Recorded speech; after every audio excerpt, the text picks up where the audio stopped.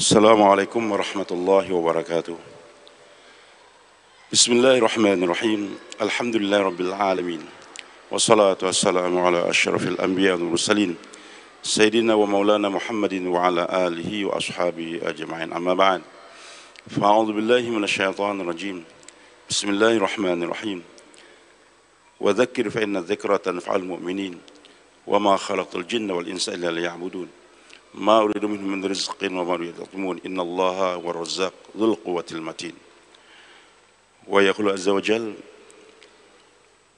في بيوت أذن ترفع ويذكر فيها اسمه يسبح له فيها بالغدو والآصال رجال لا تلهيهم تجارة ولا بيع عن ذكر وإقام الصلاة وإيتاء الزكاة يخافون يوما تتقلب فيه القلوب والأبصار ليجزيهم الأحسن ما عملوا ويزيدهم من فضله والله يرزق من يشاء بغير حساب.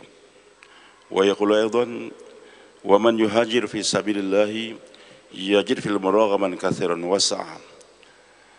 ويقول رسول الله صلى الله عليه وسلم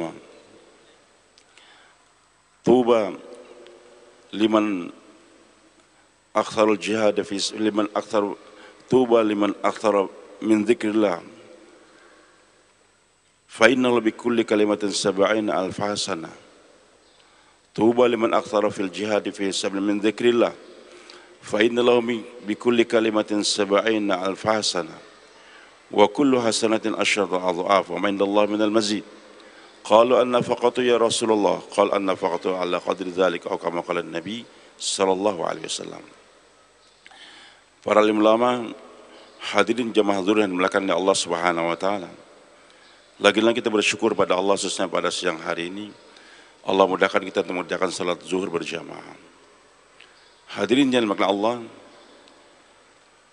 ada dua perkara yang perlu kita pahami dalam kehidupan. Yang pertama, keperluan hidup, daruriyatul hayah, necessity of life. Yang kedua, tujuan hidup, maqsadul hayah, the purpose of life. Keperluan hidup adalah untuk menopang tujuan. Jangan sampai keperluan justru menghalang dari tujuan.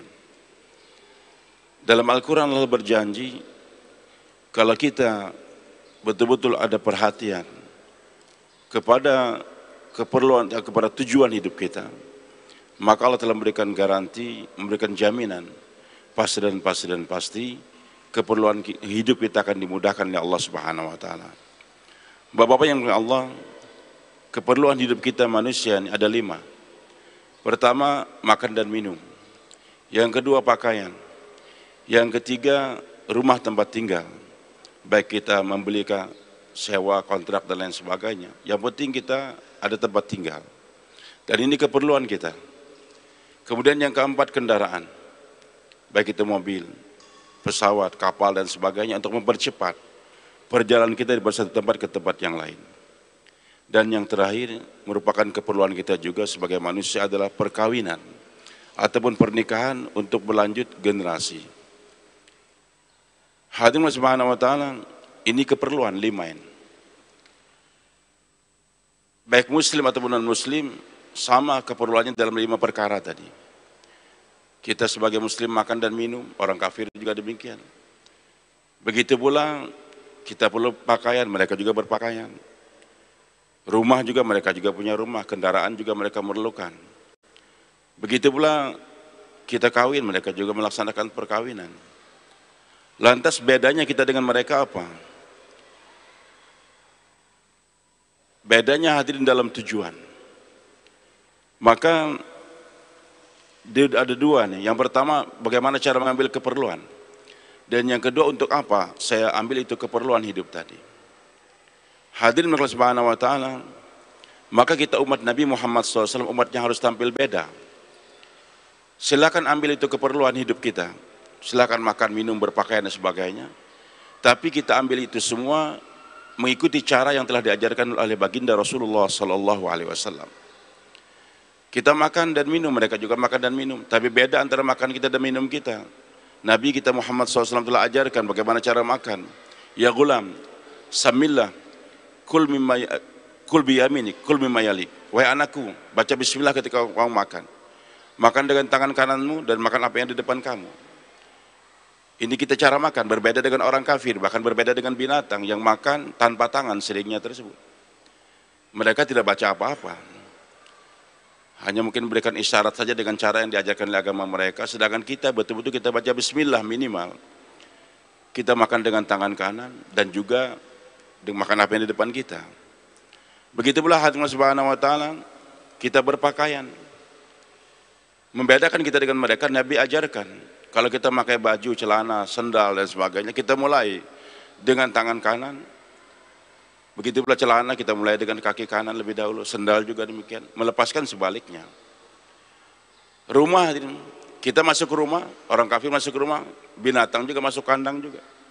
Bedanya antara kita dengan mereka apa? Nabi SAW telah ajarkan.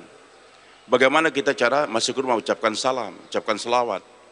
Kita baca ayat kursi lebih bagus lagi sehingga iblis nggak bisa masuk bersama dengan kita. Keluar rumah juga ada lagi doa yang diajarkan oleh Rasulullah SAW. Allahumma nas'aluka khair maulad wa khair makhraj bismillahirrahmanirrahim kharajna. Begitu pula hadir naik kendaraan, orang kafir juga naik kendaraan. Nabi SAW ajarkan pada kita bagaimana cara naik kendaraan. Ketika kita naik, baca bismillah, alhamdulillah. Kemudian ketika bergerak, subhanalladzi sakharna hadza wa ma kunna lahu muqrinin wa inna ila rabbina qalibun. Alhamdulillah 3 kali, Allahu Akbar 3 kali. Kemudian sambil memandang ke langit kita baca Allahumma inna zalamtu nafsi zulman katsira faghfir li fa innahu la yaghfiru dzunub anta. Tersenyum. Kenapa tersenyum? Karena Nabi sabdakan Allah tersenyum melihat hamba yang mengakui tiada yang mengampunkan dosa kecuali Dia. Begitu pula kawin. Binatang juga kawin, maaf. Tapi kawin mereka ya seenaknya saja, maka dikatakan kumpul kebo. Orang kafir juga kawin, kita juga kawin, tapi beda. Bagaimana akad nikah kita melalui yang diajarkan oleh Nabi kita Muhammad SAW. Beliau katakan, a'linu hadan nikah. Elankan itu pernikahan, jangan sembunyi-sembunyi.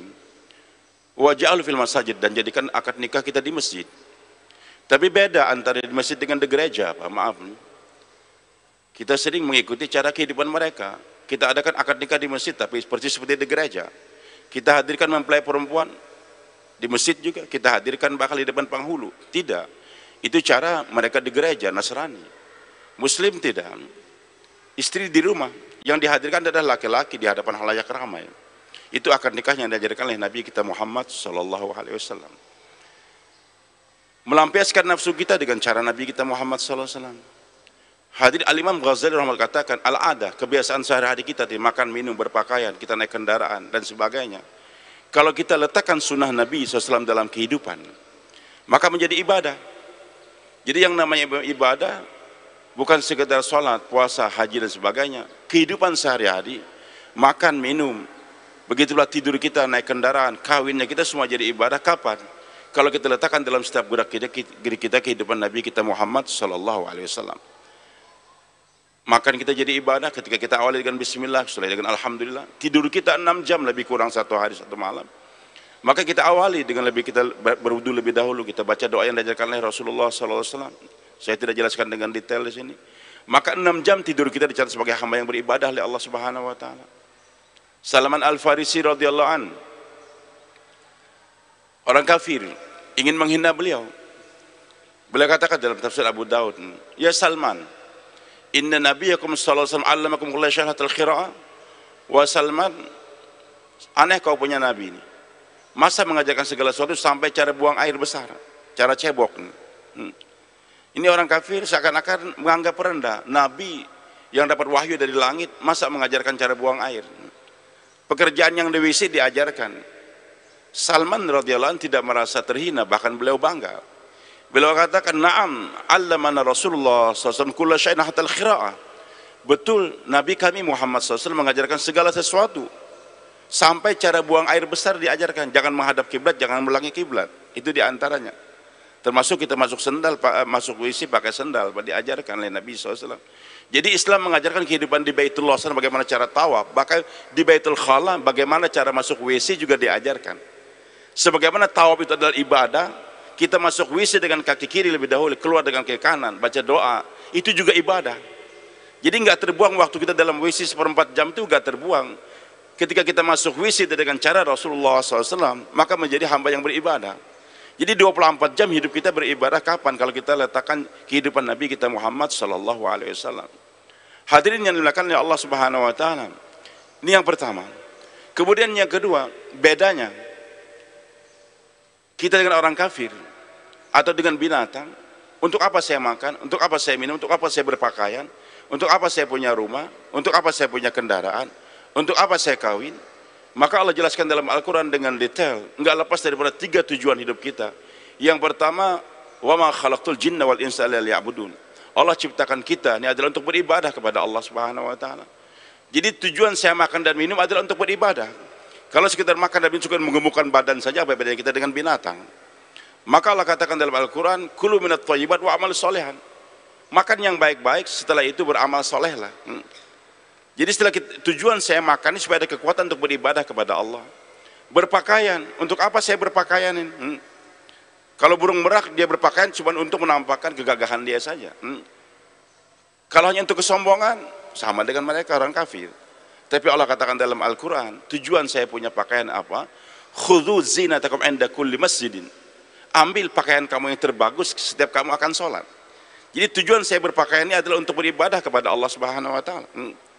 Begitu pula hadirin yang dimuliakan Allah, untuk apa saya masuk rumah? Nabi telah jelaskan rumah yang dibacakan Al-Quran di dalamnya bercahaya, dipandang oleh masyarakat di langit sebagaimana bercahaya bintang-bintang dipandang oleh masyarakat di bumi.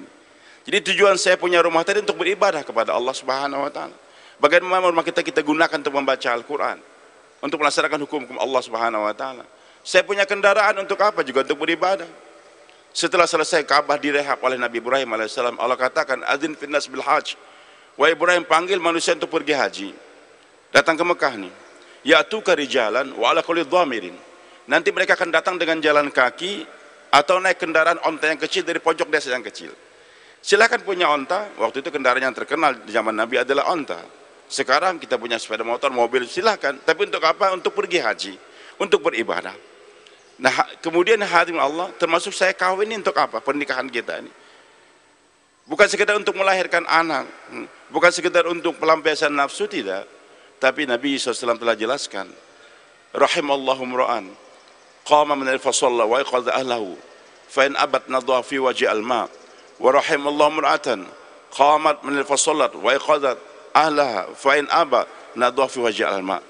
Allah akan melimpahkan rahmatnya kepada seorang suami yang bangun malam hari, kemudian dia sholat tahajud, dan dia bangunkan istrinya. Kalau enggak dia percikan air ke muka istrinya. Begitu pula sebaliknya. Di tujuan saya kawin ini bagaimana untuk mendapatkan rahmat Allah melalui dengan saya bangunkan istri saya.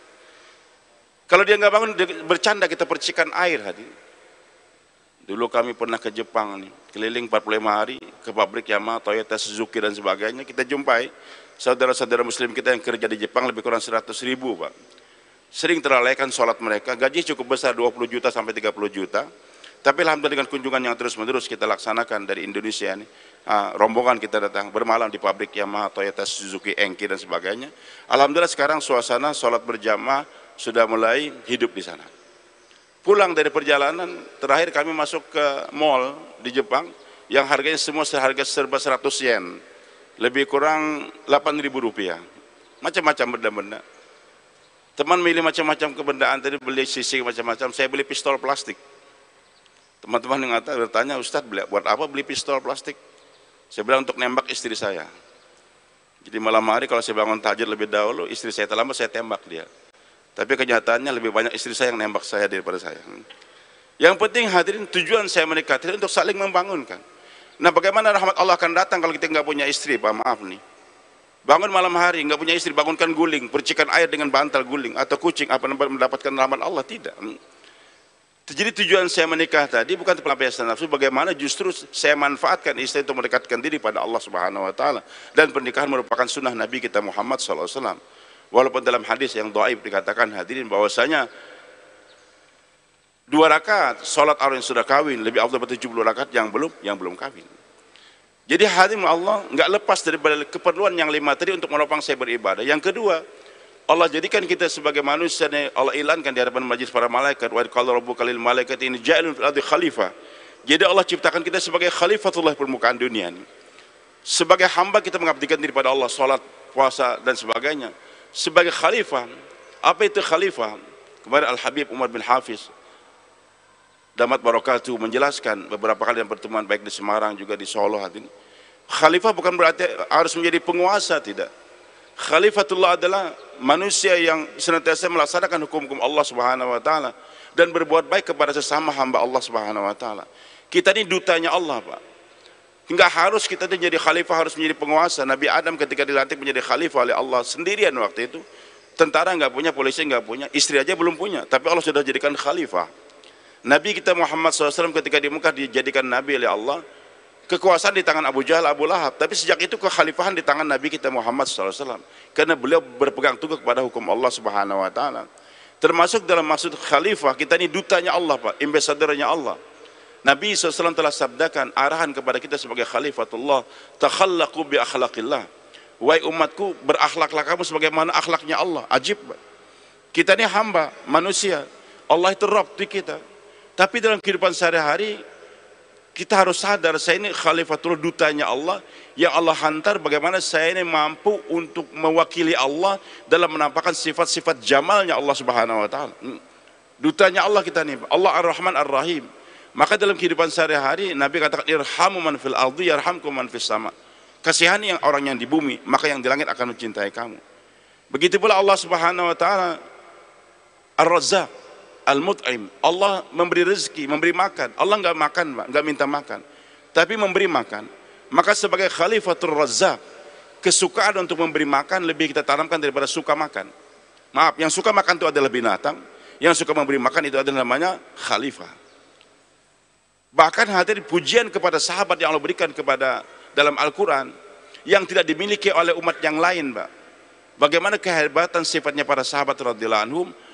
Allah katakan dalam Al-Quran ini, wa yut'imuna at-ta'ama ala hubbihi miskinan wa yatiman wa asira. Jadi para sahabat ini memberikan makan, siapa yang ala hubbi, memberi makan kepada orang dengan rasa cinta kepada Allah. Siapa yang dikasih makan?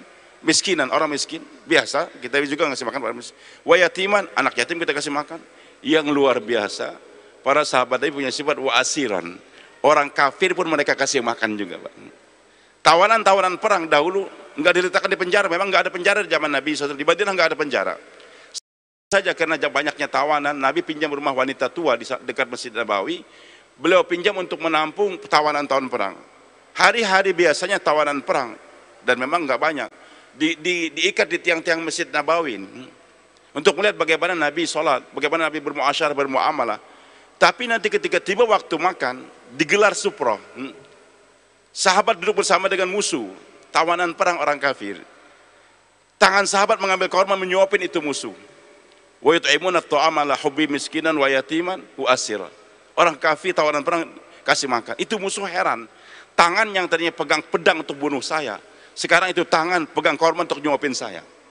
Terenyuh hati musuh, mengucapkan asyhadu an la ilaha illallah wa asyhadu anna Muhammadar Rasulullah. Hadirin yang Allah Subhanahu wa taala, inilah khalifah. Kesukaan memberi makan. Kalau binatang, maaf, suka makan. Maaf, kemarin salah seorang profesor dari Bandung berceramah di Jakarta. Beliau katakan manusia ini tanpa agama hidupnya persis seperti binatang, Pak. Binatang itu apa ciri khusus binatang? Makan. Ciri khusus binatang adalah makan. Makanya orang kafir yang suka makan saja Allah katakan sama dengan binatang. Ya tamatta'un wa yakulun kama ta'kul an'am. Mereka mencari kenikmatan dan makan seperti makannya binatang. Kalau manusia tanpa agama, sukanya makan saja. Maaf hadirin, miskinkah dia, kayakah? Kalau nggak ada arahan agama, pikirnya makan. Beliau katakan orang miskin yang pekerjaannya nggak jelas, pikir makan juga. Cuman pikirnya besok makan atau kada nih. Kalau ada duit makan, kada duit kada makan kita. Baik, yang gajinya tetap, tukang ojek kah, gajinya setiap hari 100.000 kah pendapatan, atau pegawai negeri 3 juta kah? Jadi pikirnya makan juga, cuman pikirnya apa? Besok makan apa? Hari ini makan coto, besok makan soto, besok makan rawan lagi. Karena duitnya tetap bisa ngatur makanan. Yang gajinya lebih besar lagi, pikir makan juga. Cuman bedanya besok makan di mana? Ganti-ganti restoran. Duitnya banyak. Yang lebih hebat lagi, lebih tinggi lagi, besok makan siapa? Besok makan siapa? Kan harimau, singa itu pikirnya memangsa orang terus. Tapi itu binatang, Pak. Tapi yang namanya khalifah, besok saya ngasih makan siapa? Yang dipikirkan besok siapa yang saya kasih makan. Hadirin yang dimuliakan Allah, Nabiullah Ibrahim alaihissalam minta agar orang kafir jangan dikasih makan. Biar apa namanya istilahnya, biar kapok supaya beriman. Dan doa beliau Allah jelaskan dalam Al-Quran ketika meletakkan putranya Ismail alaihissalam dengan Siti Hajar radhiyallahu anha, beliau mendoa, Rabbi ja'al hadza baladan aminan. Ya Allah, tolong jadikan lembah yang gersang ini jadi negeri yang aman. Warzuq alahu minats tsamarat.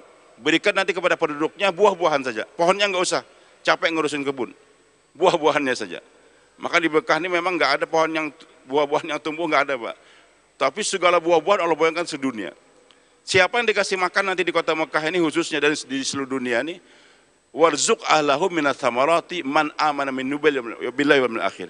Maksud doa Nabi Ibrahim agar yang dikasih makan nanti di bumi ini hanya orang beriman kepada Allah hari kemudian saja. Orang kafir jangan. Tapi Allah katakan qala wa man kafara. Hai Ibrahim, orang kafir pun saya kasih makan juga. Ya, jadi sudah ketentuan Allah, Allah kasih semua tersebut. Baik, hadirin yang dimuliakan Allah Subhanahu wa taala. Begitu Allah Al-Afu At-Tawwab Al-Ghafur. Maaf pemaaf, pengampun, penyayang. Maaf pengampun, pemberi taubat. Yang suka membalas dendam itu binatang, Pak. Yang suka memberi maaf itulah namanya khalifah. Maka untuk membedakan kita nih sebagai khalifah dengan binatang, Allah katakan, siapa itu orang bertakwa? Al-Kazimul Ghaib, menahan marah. Kucing nggak bisa nahan marah dia. Walaupun kita kasih makan 1 tahun sampai badannya gemuk, yang tadinya kita temukan di musim hujan ketabrak sama motor, mau mati dia, kita ambil, kita bawa ke rumah, kita hangatkan, kita uruti masnya, panggilkan tuh dokter hewan lagi, kasih makan enak sampai 1 tahun, kita sayang, tidur sama kita di ranjang nih, begitu sayangnya pada itu kucing yang kita lihat mau mati tadi. Ternyata itu kucing yang dikasih makan 1 tahun oleh bosnya nggak kada bersengaja, waktu tidur tadi tangannya tertampar kepala kucing tadi. Kira-kira kucing yang dikasih makan 1 tahun tadi, Pak, ketika tangan bos tadi hantam kepalanya kada sengaja, kira-kira apa yang dikerjakan oleh itu kucing? Langsung cakar dia kada ingat lagi yang jasa tuannya 1 tahun. Jadi kalau hadim Allah nggak mampu menahan marah setiap saat mau marah, itu kucing. Maka Allah katakan kamu jangan jadi kucing. Baik, onta bisa menahan marah, tapi nunggu kapan balas dendam. Onta kita pukul dia diam saja, tapi sekian bulan kemudian dia masih yang mukul saya, maka dia balas dendam. Allah katakan di Quran, kamu jangan jadi kucing, jangan jadi onta. Al-Kazimul Ghaib, menahan marah, wal afina, maafkan. Jangan balas dendam. Bahkan lebih hebat lagi, wallahu yuhibbul muhsinin, berbuat baik kepada orang berbuat jahat kepada kita. Ini khalifah, Pak. Kemudian yang terakhir, jadi tujuan tadi saya makan dan minum, bagaimana selain beribadah juga untuk berbuat baik kepada sesama. Saya makan dan minum supaya ada kekuatan. Nabi katakan orang beriman yang kuat, baik itu kuat badan atau kuat iman, lebih baik daripada orang beriman yang lemah. Wa fi kulli khairin, walaupun masing-masing punya kebaikan. Kita badan sehat, bisa nuntun orang buta kan. Ada kekuatan, bisa ada orang mau berkelahi, kita bisa melerai dan sebagainya. Begitulah saya punya baju yang bagus ini untuk apa? Sayyidina Hasan radhiyallahu anhu, cucunya Rasulullah SAW, orangnya ganteng. Pakaiannya juga setiap hari ganti terus, Pak. Minyak wanginya juga khusus. Ketemu orang Yahudi, Hasan, ya ada apa? Betul kau punya kakek itu Rasul? Ya betul Rasulullah SAW. Betul apa yang beliau sabdakan? Ad-dunya sinul jannatul kafir. Dunia itu ada penjara orang beriman dan surganya orang kafir. Ini hadis Muslim, hadis sahih. Kata Hasan, betul itu sabda kakekku Rasulullah SAW. Tapi buktinya mana? Saya sekarang miskin compang-camping, kamu kaya. Kata Sayyidina Hasan menjelaskan, wahai Yahudi, itu dilihat daripada kehidupan di akhirat. Kalau kau tahu apa yang Allah siapkan buat kamu di neraka, kamu seperti sekarang hidup orang di sorga saja. Kalau kau tahu apa yang Allah siapkan buat saya di sorga, saya ini di pakaian saya ini seperti orang pakai penjara saja. Kemudian Sayyidina Hasan juga menjelaskan, kenapa beliau berpakaian bagus, supaya orang miskin tahu saya kaya. Sehingga orang miskin datang, beliau kasih. Memang orangnya dermawan betul. Kalau kita kan sudah sugih, sengaja sandal jepit, sengaja baju bertambah supaya jangan ketahuan orang sugih, jangan dimintain orang miskin. Jadi tujuan saya berpakaian ini bagaimana bisa berbuat baik kepada sama. Begitu pula punya rumah, untuk apa? Bisa kita kontak dan lain-lain. Dan untuk saya kawin juga untuk berbuat baik kepada sesama. Dan yang terakhir, hadirin Allah Subhanahu wa taala, umat Nabi Muhammad SAW, selain kita beribadah juga berbuat baik kepada sama. Khalifah Allah firmankan dalam Al-Quran, Al-Imam Asy-Syafi'i rahimahullah katakan dalam tafsir beliau tafsir Asy-Syafi'i ini, kalau sekiranya Al-Quran tidak turun untuk umat Nabi Muhammad kecuali satu surah, suratul Asr, pendek, cuma 3 ayat, beliau berani berujar, kalau Al-Quran tidak turun kepada umat Nabi Muhammad SAW, hanya satu surah yang pendek, sudah cukup, kata beliau. Di mana dalam surah yang pendek cuma 3 ayat, Allah jelaskan tujuan hidup umat Nabi Muhammad SAW, selain beribadah, berbuat baik pada sesama, wal asr, demi masa. Kapan saja. Innal insan, setiap manusia, laki-laki kah, wanita kah, tentara kah, polisi kah, kiai atau santri, mahasiswa ataupun dosen, yang namanya manusia dari umat Nabi Muhammad SAW, lafi khusr. Semua kita ini rugi, Pak. Siapa yang enggak rugi? Illal ladzina amanu wa amilus shalihat. Beribadah, beramal soleh, baik itu salat, puasa, zakat, haji, dan juga berbuat baik pada sesama. Tapi yang kedua ada tugas kita yang lain, wa tawassaw bil haq. Iman itu hak, salat itu hak, puasa itu hak, zakat itu hak, semua hak. Bukan hanya untuk kita, tapi kita jajakan, kita promosikan, sampaikan kepada orang lain, tapi dengan watawasaw, dengan penuh kelembutan, dengan kasih sayang. Biasanya wasiat ini disampaikan oleh orang tua kepada anaknya ketika akan meninggal dunia. Nah, nanti kalau bapakmu meninggal, tolong adikmu yang masih mondok itu di Pasuruan, atau di Jawa, atau di Yaman, sempurnakan pembiayaan dia, bantu dia, nak. Ini wasiat. Nah, nanti kalau kau meninggal, tanah ayah yang ada di sana itu, yang lainnya silakan kau wariskan, tapi yang ada di sana sekian hektar, tolong kasihkan buat masjid atau buat yatim piatu. Berwasiat, maksudnya menyampaikan sesuatu dengan kelembutan. Begitu agama disampaikan bukan dengan kekasaran, tapi dengan penuh kelembutan. Tapi bagaimanapun lembutnya kita mendakwakan agama, pasti ada tantangan. Hah? Jadi nggak ada dakwah tanpa tantangan. Dulu kami ketika di Gontor dulu, selesai ketika pelepasan Kiai Jarkasi almarhum, beliau katakan kalau anak-anakku ingin menjadi orang yang disenangi oleh masyarakat, jadi pelawak. Jadi kalau kita ini Pak ingin disenangi oleh masyarakat, jadi apa? Jadi pelawak kan disenangi. Tapi kalau ingin jadi dai, tentu ada tantangan. Maka bagaimanapun lembutnya orang, nggak ada yang lebih lembut daripada Nabi SAW, tapi ada tantangan. Menghadapi tantangan wa tawassaw bis sabr, tetap kita bersabar, jangan lari daripada perjuangan. Nah, hadirin Allah Subhanahu wa taala, maka kalau tujuan hidup yang 3 ini, baik itu ibadah, khilafah, dan dakwah kita kerjakan, nanti keperluan hidup kita akan dimudahkan oleh Allah Subhanahu wa taala. Menutup daripada ceramah saya yang singkat ini, hadirin, bukan singkat nih, sudah setengah jam nih, satu ayat yang mengingatkan pada kita juga. Saya sekedar memberikan ilustrasi saja, Pak. Kenapa teman-teman kita maaf di Bosnia dibunuh, begitu pula di Palestina dan sebagainya, bahkan sekarang naudzubillah min dzalik.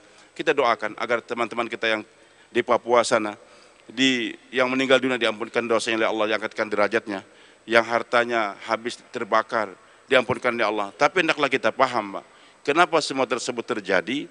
Karena kita lupa, kita lebih mengutamakan keperluan hidup daripada tujuan hidup. Saat azan berkumandang kita tidak kita hiraukan, sering kita abaikan. Begitu pula hadirin kita tidak mau berbagi kepada sesama. Maka saya katakan tadi sebagai ilustrasi saja nih, Pak. Kita beli sapi perah. Beli sapi perah ini. Untuk apa kita beli sapi tadi? Karena untuk menghasilkan susu, Pak. Kita pelihara. Nanti kita buatkan kandang yang bagus, kasihkan rumput yang bagus, kasihkan macam-macam vitamin dan sebagainya, berikan suntikan juga. Tujuan semua tadi supaya itu sapi mengeluarkan susu.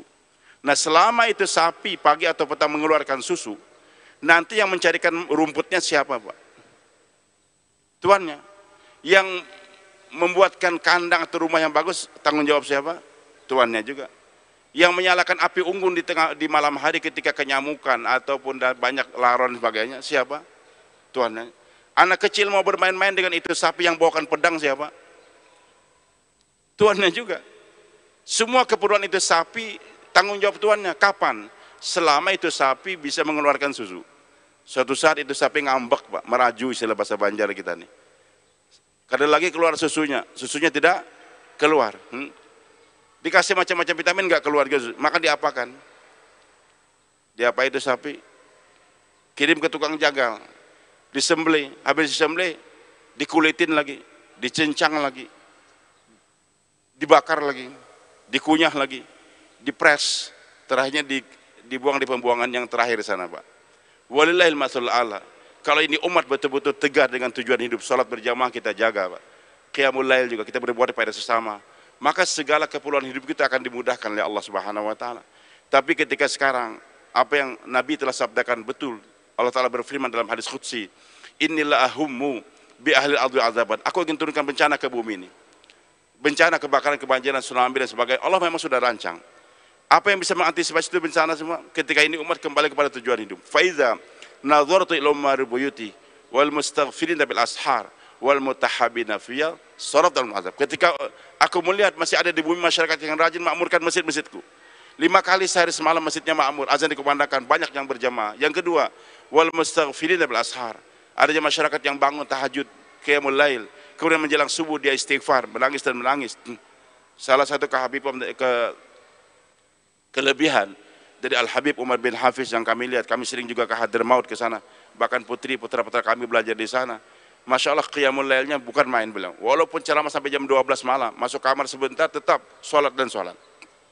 Kebiasaan qiyamul lail ini perlu. Kemudian yang ketiga Allah katakan wal mutahabina fiyya. Ada masyarakat yang suka bersilaturahmi, membina cinta kasih semata-mata karena Allah.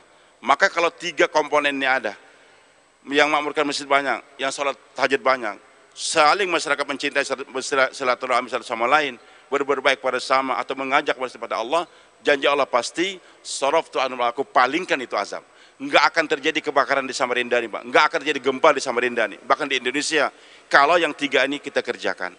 Mudah-mudahan hadirin kita bisa mengamalkan yang 3 ini. Bagaimana tadi saya katakan, ibadah kita perhatikan, yaitu sholat berjamaah, baik qiyamul lail kita kerjakan, dan tetap berbuat baik kepada sama Allah sebagai khalifah. Kemudian juga jangan puas dengan ibadah sendiri, tapi wa tawassaw bil haq wa tawassaw bis sabar. Insyaallah kita niatkan demikian. Ada baiknya daripada Allah, salah daripada saya sendiri mohon dimaafkan. Kami kunjungan singkat Pak dari Balikpapan dengan teman-teman ini, dan kami membawa istri-istri kami, jadi ada 8 pasang di belakang kantor DPR sana bermalam selama 3 hari sambil berkunjung pada saudara-saudara kita sampai besok pagi. Mari kita sama-sama mendoa mudah-mudahan yang sakit disembuhkan oleh Allah Subhanahu wa taala, yang meninggal dunia diangkatkan derajatnya. Begitulah hutang-hutang kita dibayarkan oleh Allah, hajat kita terbangunnya pondok pesantren, masjid-masjid disempurnakan oleh Allah Subhanahu wa taala. Al-hadiniyah wa qalatus salih.